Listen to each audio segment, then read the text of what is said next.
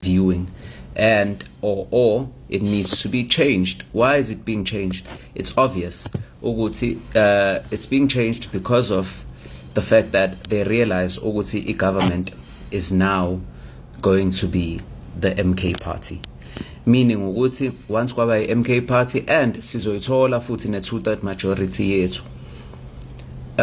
Kusho ukuthini lokho? Kusho ukuthi sizokwazi ukushintsha izinto, sizokwazi ukushintsha imithetho, sizokwazi ukushintsha ama policies, sizokwazi ukushintsha ama laws, sizokwazi ukushintsha izinto ze judiciary ukuthi ingacapturesheki like it has happened before. Sizokwazi ukuthi futhi si protect wonke ama citizens ase South Africa, umthetho ungakwazi ukuthi ukhethe ukuthi ubani ngenxa yephakethe ne skin color.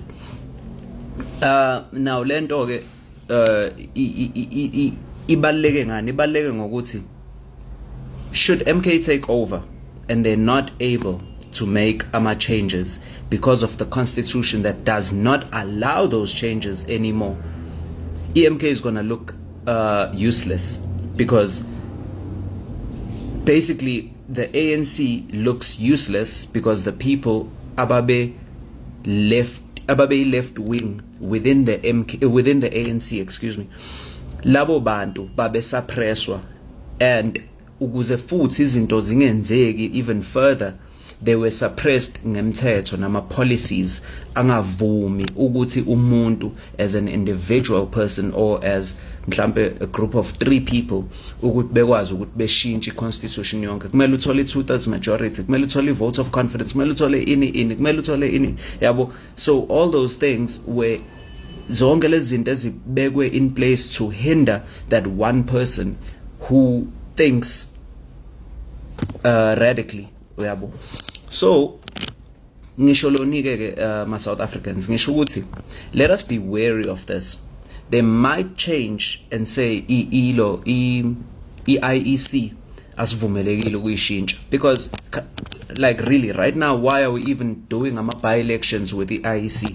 Because kumele ngabe siwenza nenye organization engeyona IEC esiyaziyo esiyibonayo nathi ukuthi this organization is independent and it's local, it's South African. We can hold those people accountable. Right now we can't hold anyone accountable ngendaba yama election ne vote rigging, simply because that company is a German or French company ihlangene ne USA, and then ultimately baqhamuka bonke sebenzisana ne IEC ba outsourcile. So the IEC now says that it's not their fault ukuthi lokuzana lama organization lawo abasebenzisana nawo alokuzila glitch system or whatever the fact may be, yabo. So thina ke as South Africans ngithi let us not allow this constitution to be changed just yet.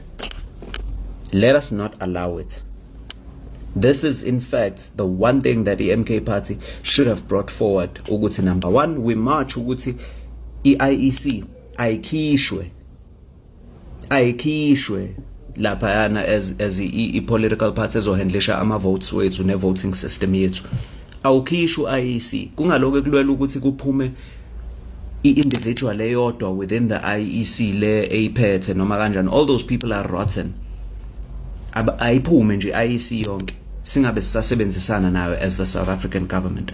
Number two, kumele sivotele ukuthi i-constitution ayingashintshwa, ngoba phela le constitution is what we have been using and what we've been following all along, and all of a sudden now, because we now understand it thoroughly and we know what to do in order to get izinto zenzekile, all of a sudden sebefuna ukuyishintsha le constitution, and sebezositshela ukuthi manje angeke sizesakwazi ukuthi sishintshe imithetho within the constitution eyenziwe imithetho prior to usuku olukuthi, yabo. And then lapho ke seku pointless yonke into ke manje, then we really can't get our land back, yabo. So let's wake up, let's be wary of these things. I just wanted to give you a note on that one. Bengithi ngeke ngiyenze video namhlanje, but this worries me, and ngibone ngathi kubalekile ukuthi ngikhulume nabantu ngiba notify ngalento, so that we take ama measures kusase manje, hayi sekulate kakhulu. Njengoba bethi nje baya review, it means ukuthi mhlambe more than 60% of it is done. they're tying up loose ends and making sure ukuthi mase beqala be-announce lento, it's already done and there's nothing anybody can do about it. Ngiyacela-ke ma-commander and my fellow South Africans, let us fight this. Asibonge.